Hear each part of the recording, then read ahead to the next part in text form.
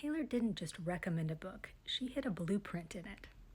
And I think that blueprint explains the Lover House and the houses that burn on the Eras Tour. If you haven't seen parts 1 and 2 of this video series, check those out because you'll be lost without the context. I left off with the discovery that in the book Rebecca, Manderley, the house burns down. And I mentioned that reminded me of the burning houses that we saw on the Eras Tour. In the book Rebecca, Manderley, the house, is basically haunted by the past. Even after Rebecca is gone, she's still narrating the story.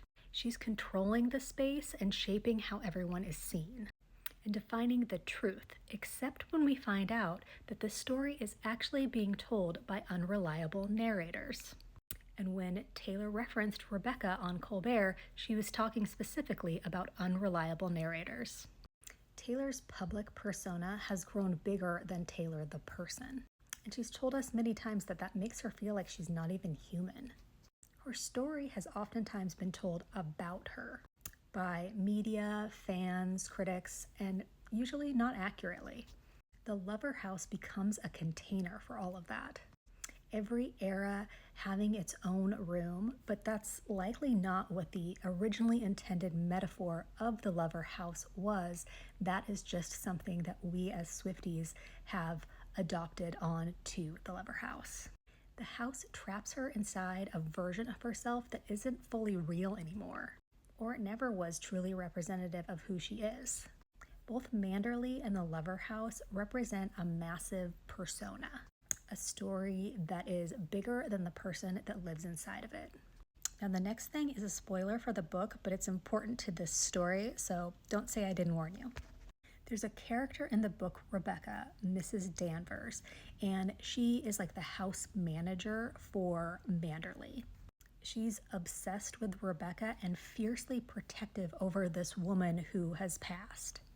Some would say she's similar to the Swifties in how fiercely protective we are over Taylor. Here's the crazy part. It is strongly implied in the book that Mrs. Danvers is the one who sets fire to Manderley. This happens after Rebecca is exposed in her death for not being the person that everyone thought she was. When Manderley burns, the characters are set free. There's no house, there's no shadow, there's no ghost controlling the narrative. When Taylor burns the houses on the Eras Tour, it's also a release. But she does what the narrator in Rebecca couldn't do. She sets the fire herself. She lets the mythical Taylor persona and versions of her past self go on her own terms. And I don't believe that her burning the houses down on the Eras Tour means that she won't continue to celebrate those past versions of herself. I think she's burning the larger structure of control and confinement and misrepresentations of who she is. So what comes next? Maybe something bigger? Maybe a castle?